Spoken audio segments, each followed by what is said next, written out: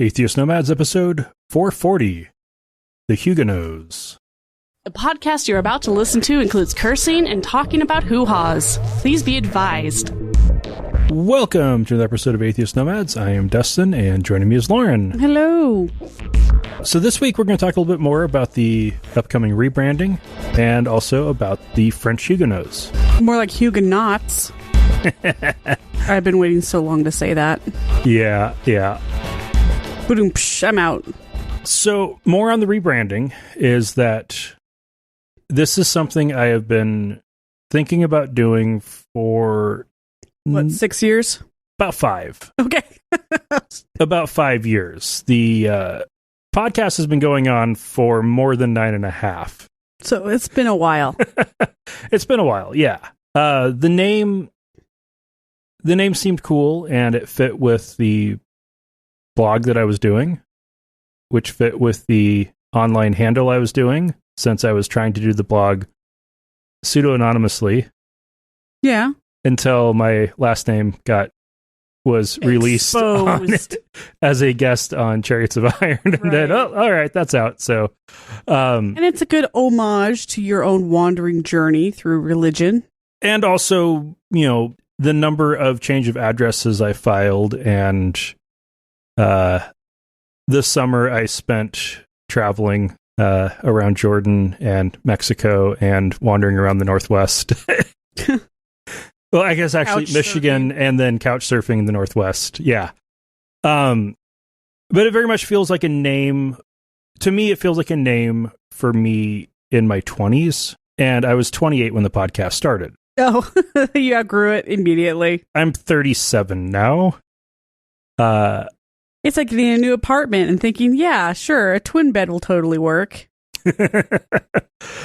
And 2 weeks later, you got yourself another bed. Yeah. Or sleeping on the floor. And so Humanist Take on the World, I think it feels more mature, more grown up. Okay, in 5 years, I might be like, oh man, that was a stupid name I came up with in my 30s. But fair. I think it's one that will feel like a good fit well into my 40s. Humanism is for old fogies, after all. Well, there's that angle of... It has always been associated with people with grayer white hair. And when I've been thinking recently about the things that are wrong in the world. Those dang kids? Are there dang kids on your lawn, Dustin? Do you need to talk about it? No. Big picture, it's the resurgence of fascism around the world. The resurgence of white supremacy and Christian nationalism, the effects of Pentecostalism across the developing world, prosperity gospel in particular, the very much reheating of the Cold War, and a judicial system that has been thoroughly packed by the Trump administration and is eroding what has been considered basic human rights, including the definition of what even a human is. Yeah. Okay, so that's all super depressing. So you're going to lead with that's all super depressing. Oh, and add to it, we will soon have a child going to school in Idaho. Yeah, fuck that noise. So we're going to have... That will produce material. The upper on it is, as we discussed in November, we can't keep looking at all the depressing news and talking about all the depressing news. That's not healthy, and it's not sustainable.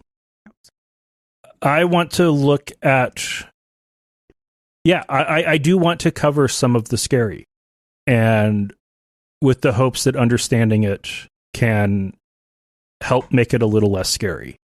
I want to look at the positive on what can we do to make the world a better place. And also look at some of the positive on what can we do to do our part. Yeah. Not to change the world, but to feel better about ourselves. Change our lives for the better. Yeah. I want to take it more those directions. The style will be a mix of explainer episodes where I'll be researching it out and then explaining the concept and topic. There will be more opinion and discussion episodes where there will still be research involved into the topics, but it will be a lot more flexible. There will be interviews that will, as much as possible, be tied to the above. And when there's something big that happens in the news, there will definitely be commentary about it. The show will be every other week to give me more time to research and prepare higher quality material. And I'm really excited about it. Yeah. A lot of good changes that you've been thinking about for a long time. And I think everybody will still enjoy it. Yeah. Well, honestly, not much is going to change except for, basically not doing the depressing news every week. And broadening the topics a bit. You're broad. Like from the plan from November, each episode will still be single topic. So if it's a topic you're not particularly interested in, you can always skip. That will be an option. Or pay us money and then give us feedback. Maybe we'll do some themed episodes based on that. And for patrons who missed the email and the patron announcement, Patreon I'll be changing that to monthly as opposed to per episode, and also at some point opening up a yearly option. Nice. Yeah, and then as far as the other changes go, if you're subscribed to the podcast, that will automatically update in your podcatcher of choice. And if you go to the Atheist Nomads website, I will be getting it set up to redirect to the new website. Yay, new websites are fun. Which is, for Humanists Take on the World, it's abbreviated to HTOTW.com. Yeah. And if you actually spell out the whole thing, that'll redirect to Tatwa. Actually to the shorter form. So humaniststakeontheworld.com. Yep. Also redirect. Okay. Yep. And so the redirects will be all set up and work, and I've been designing t-shirts. We'll have new t-shirts for new it. Logo at launch. And for the places like Patreon and Twitter and Discord and YouTube, and I'm sure there's more that I will get to. I'll be updating all those as well in that switch over time. So it should be pretty smooth, and it should just be all of a sudden you'll be looking and different show with Humanists Take on the World, and it will be starting over the numbering too.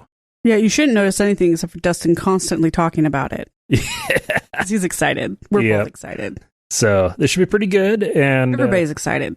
Hopefully you all hang in there with that. We did get some feedback about it, and since Lauren's got a headache getting worse, we'll get to that first. Oh, thank you. I twinged my neck early this morning, and it's apparently leading to a migraine, so I need to get that under control. All right. So, and right before that, I do have one follow-up on yesterday's episode, or last week's. I do have one follow-up on last week's episode about Puritans leading to the Unitarians with a bunch of atheists and other random people. Yeah. It actually really does make sense when you consider they went from Calvinism, which is like hardcore Calvinism, which is God chooses who goes to heaven and who goes to hell, and because you are saved by grace, you have no say in the matter because that would be works. And it's just salvation by grace only. Therefore, nothing you can do can affect that. And so then it loosened up to, maybe people could be converted, as opposed to just if you aren't born into that group, you're going to hell. And then it loosened up a little bit more to, well, if God's a loving God, then obviously... Yeah, that's where they're wrong. Then obviously everybody could get to heaven. So yeah, they just have to go through hell as purgatory and then go to heaven. And then that basic premise then expanded to, no, God loves everybody. You can't do anything to be saved, therefore you can't do anything to be lost either. And then everybody goes to heaven. And you start getting more into the universalist form. And once you get to that point, it's not much of a leap to, well, okay, it's not the Trinity, it's just a single God. And then eventually get to, none of that matters anyway. Yeah. Like, that's really just like the next leap. Like, I actually personally went through some of that transition as I was becoming less and less of a Christian, and then dropped out of the seminary and went weird, you could almost say universalist, deist, something weird. And then it was eventually I reached the point of, yeah, if there is a God like that, then that's not a worthwhile God to do anything with. And then I was done. And an atheist. And I basically went through all of that myself. You basically just wrapped up last week's episode. Yeah. Which was, yeah. Okay. Anyway, pretty cool stuff. All right, so for the feedback. From Noelle via email about Jonathan Edwards' famous sermon. Hi and Happy New Year. I love your podcast, and I'm always learning details about religions from your Dusting Off the Degree segments. I especially enjoyed this week's episode about the Puritans. I learned details I wish I'd known earlier. I'm a retired public high school English teacher.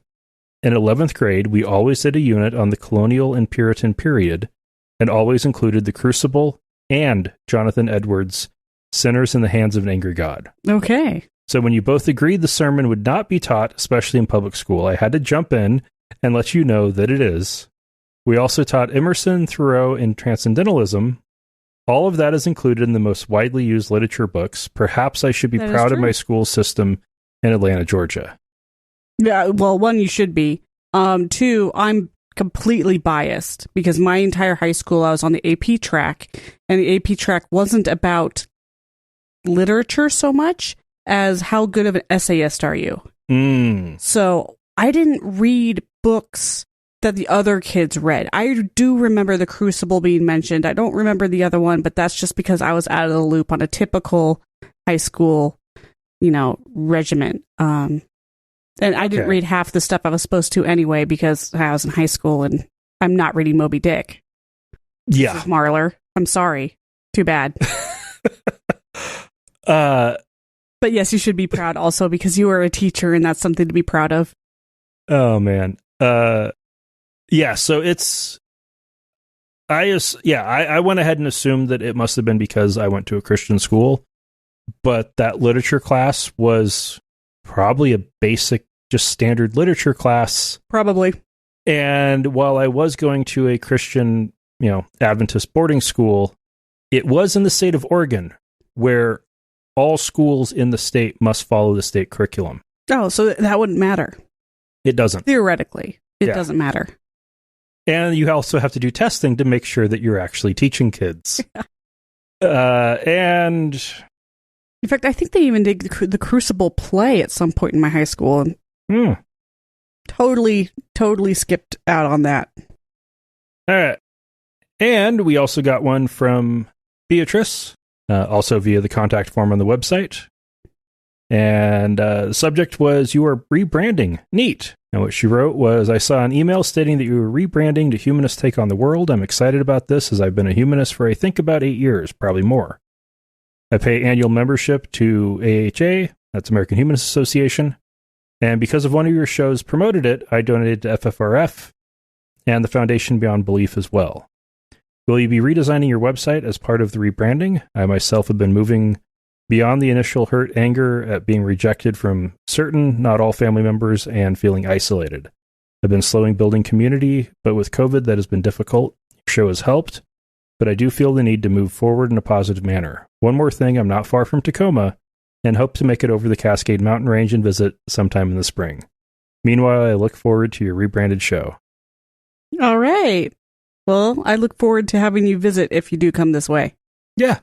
We'll see how COVID goes, and expect it to be worse here than where you are, because here people don't think it's happening. Idaho. But yeah, that's kind of the track that people go on is, want to be all, I'm a edgy atheist, and then, what more is there? And it's an important transition. What happens when you move beyond the step of you having to defend yourself? Because that's what it really comes. The edgy atheist is just an atheist who's so new to it that they're constantly having to defend their position. And that can come off as, being toxic. It's not. Yeah. It's just the natural flow of things. And we've moved to the point now where it's like, well, how do we make our community and our lives better as a result? So, the show will reflect that. And I'm glad you're looking forward to this change and that you are supporting the American Humanist Association and FFRF and Foundation Beyond Belief. Those are all awesome. That's awesome. Organizations. Yes, I will be redesigning the website. By redesigning, it'll be it's a different theme. He's not letting me touch it. So if it was up to me, it'd be like a completely different, like total revamp, color and style and all that. Nope. It's just gonna be grayish. No. Oh? No. We're still finalizing colors. Yes, that's true. Gold or blue? Gold or blue? Gold and blue. I don't know. And that sucks about you losing some family members. And yes, COVID has definitely been isolating. Yeah, you can't just go out to the bars and hang out with your fellow atheist group. But, there's lots of online opportunities, and it sounds like you're doing everything you need to do. So that's good. Yeah. And that's it for... Oh, and we have a new patron. Or a returning patron, Sally. Oh, thank you, Sally. That's so nice to see somebody returning. And now Lauren is going to go collapse into a dark hole. Yeah. I might nibble on some chocolate. And now for the French Huguenots. So, what is a Huguenot? If you look at the etymology, it is uncertain, as a lot of things from the 16th century are. And it is clear that it started out as a derisive term that ended up being adopted by a group of people. And it was probably a combination of referring to the Swiss politician Bescanon Hugues, who died in 1532, and issues around the religious conflict in the Swiss Republican movement in that time period. Also, possibly bringing in elements of the Dutch word Hugenotten, which means housemates, possibly even being related to the German Eidgenosse, which means Confederate. What all of these have in common is references to the Republican movement of the Swiss Confederacy. And for that to be applied to a group of French people is weird. Especially considering the person in, what would become a part of the Swiss Confederation was Geneva, where John Calvin, who was French, fled to avoid persecution for becoming a Protestant. So why they went with the name of a Catholic from Geneva as opposed to an actual French Protestant in Geneva to describe French Protestants seems weird, but it's what happened. And so Huguenot it became. The Huguenots themselves were a not particularly organized Protestant movement, similar to the Congregationalists of England, but predating them by several decades. And it spread rapidly. Considering France is right next door to Germany, it did not take long for Protestantism to spread from Germany into France. It started spreading at the University of Paris, where John Calvin was studying. So that all makes sense. And from there, it seems to have simultaneously spread through the upper echelons and the poor peasants, specifically in the south and west of France. Among the peasants, it appears that it was probably more of a purely religious movement. Among the nobility, it's pretty clear that it was a predominantly political movement. And the French Huguenots became simultaneously anti-pope and anti-Guy dynasty in France. The track on that probably went along the likes of an Italian prince should not be dictating how religion is practiced in France. That part is known. And it's not much of a leap to go from that to, and the French king who is letting that happen should not be king of France. So pretty early on in the, still in the 16th century, Huguenots begin to act on their disdain for the regime and the church, and started killing priests, burning churches, burning altars, destroying artwork, raiding monasteries, like pretty thoroughly, actively attacking the local Catholic Church. So King Francis I, who reigned from 1515 to 1547, had persecuted the Waldensian movement in southeastern France, who were not Protestant. They predated the Protestant Reformation by about 400 years, but their descendants in the 17th century would become Protestants. He persecuted them pretty heavily in his early years, and by the time the Huguenot movement started growing, he actually protected them from the Parliament, which wanted to exterminate them. Then after the 1534 affair of the placards, in which Huguenots posted anti-Catholic posters in public places around Paris and 4 major provincial cities, and they also got into King Francis's bedchamber door. Like, actually put a poster on the door to his bedroom in the palace. That left him shaken, and they lost his sympathy. So after that, he didn't protect them anymore.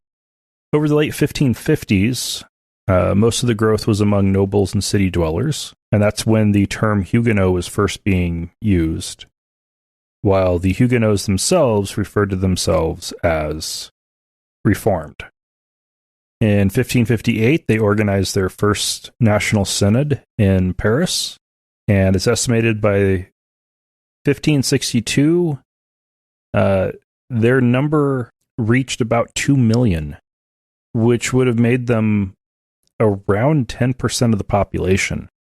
And as they gained more political influence among the nobility and the middle class, they began to be more open about their reformed status.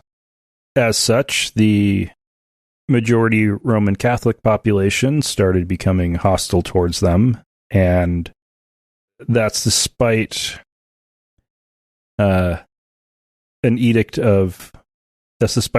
of toleration.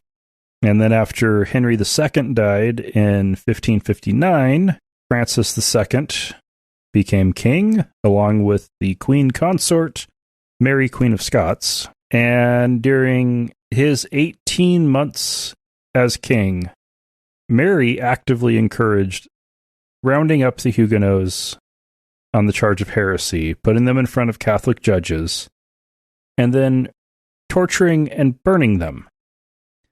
After he died, Mary returned back to Scotland. That was in 1561. The same year that the Edict of Orleans sought to end the persecution. The Edict of Saint Germain in 1562 actually formally recognized the Huguenots, but tensions were continuing, and that was the year that the Civil Wars began. Between 1562 and 1589, there were 8 civil wars, with calm periods in between. And each time, the Huguenots began to trust the Catholic throne less, and the violence would become more severe, the demands would become more grand, and the wars continued until finally 1589, by that time, the wars had turned more into a dynastic feud between the houses of Bourbon and Guy, as opposed to a religious conflict between Catholics and Protestants. Both houses claimed the throne, and the House of Bourbon was Protestant. They were French Huguenots, while the House of Guy were Catholic. And by this time, the throne was actually being occupied by the House of Valois, which picked whichever side was most politically expedient. These wars had started with the 1562 Massacre of Vassi, when dozens or hundreds of Huguenots were killed and about 200 wounded. Probably dozens. Then some Huguenots destroyed the tomb and remains of Saint Irenaeus. And a particularly violent point in the civil wars was the St. Bartholomew's Day massacre that lasted from the 24th of August to the 3rd of October, 1572, where Catholics killed thousands of Huguenots in Paris and other towns around France. On the 23rd and 24th of August, between 2,000 and 3,000 Protestants were killed in Paris alone, and 3,000 to 7,000 in the provinces. By the 17th of September, around 25,000 Protestants had been massacred in just Paris. And the killing continued for a couple weeks more beyond that. So, easily over 100,000, probably into the few 100,000 killed. And the next year, the king granted amnesty to the perpetrators of the massacre. What finally brought it to an end, finally brought the violence to an end, was when Henry of Navarre became Henry IV, King of France, in 1598. He was a Huguenot, but to become king, he had to recant Protestantism and become a Catholic again, which he did. And as soon as he was king, he issued the Edict of Nantes, which reaffirmed Roman Catholicism as the religion of France, but it granted Protestants equality under the throne and some religious and political freedom within the areas they controlled. In the areas that Catholics were controlled, this also discouraged Protestant churches from being built. By the 1620s, violence was definitely back, as the enforcement of the edict was pretty inconsistent. And as the government increasingly applied pressure, Huguenots increasingly fought back, mostly in southwestern France, with 3 more civil wars known as the Huguenot Rebellions. And those were between 1621 and 1629, where the reformed areas, the Huguenot areas, revolted against the crown. Of course, by this time, Henry IV had died, and Louis XIII was king, but the regent, because he was a child, was his mother, Marie de Medici, who was an Italian Catholic and not tolerant of Protestants at all. In response, the Huguenots established their own political and military organizations, started opening diplomatic contacts with foreign governments, and were actively and openly revolting against the crown. And they were utterly crushed by the government. In 1643, Louis XIV became king, and he started the aggressive efforts to convert Huguenots to Catholicism. He started with sending missionaries, and then he started giving people financial rewards for converting. So, start with talk, then start with the carrot, and then came the stick. There were financial penalties. They started closing Huguenot schools. They started excluding Huguenots from professions. Then they started having the military loot and occupy Huguenot homes. And in 1585, he issued the Edict of Fontainebleau, which revoked the Edict of Nantes and actually made Protestantism illegal. This forbade any Protestant services from happening.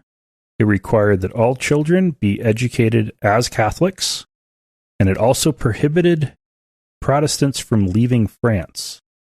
The response was hundreds of thousands of Protestants leaving France, and that included many people who were scholars, doctors, people who ran businesses, people in skilled trades, who were happily welcomed in other places. By the 1760s, there weren't very many Huguenots left among the elite, and most were peasants in the Cevennes region. And it was still illegal, but not often enforced. And it was really not much more than a nuisance for Protestants. That was also the time period when France gained more Protestants, Lutherans, when they acquired Elise from the Treaty of Westphalia, and they did protect them. The persecution didn't fully come to an end until the Edict of Versailles, also known as the Edict of Tolerance, which Louis XVI signed in 1787, 2 years before the Declaration of the Rights of Man and Citizen of 1789, where Huguenots actually gained full citizenship. The next year, the government actively encouraged Huguenots and their descendants to return to France. Most didn't. And of course, by that time, it was the French Revolution. In the present day, there's about 1 million Protestants in France, making about 2% of the population. Most are in Elise or Cevennes, the same places where they couldn't get rid of them. And it may be growing, but as far as the population of Protestants that identify as Huguenots, that's still pretty consistently the few 100,000 in the Cevennes region. And next week, we're going to talk about the Huguenot diaspora, which actually has a personal connection for me, because one of my ancestors was a French Huguenot who fled to the Netherlands and then to New Amsterdam, which then became New York, where she married a descendant of my ancestor that was on the Mayflower. So, really pretty cool. If you want to contact us, you can send us an email at feedback@atheistnomads.com, or use the contact form on the website, or use the SpeakPipe button. If you want to be really adventurous, you can test out our new voicemail line for the new podcast and give me more testing for it.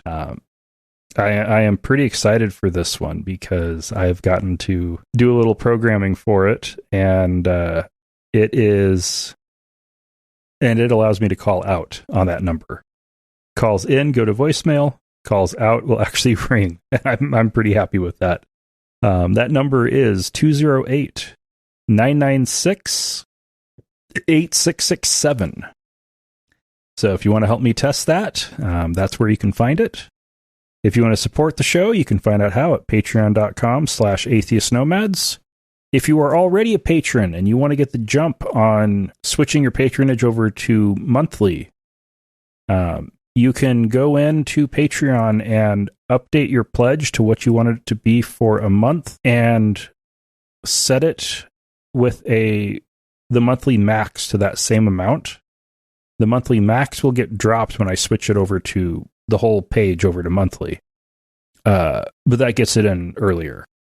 And until next week, remember, not all those who wander are lost.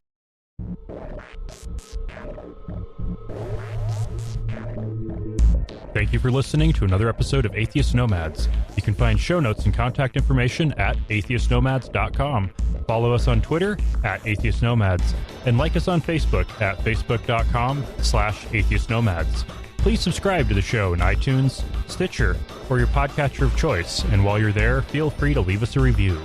Theme music is courtesy of Sturdy Fred. Until next time, this has been the Atheist Nomads.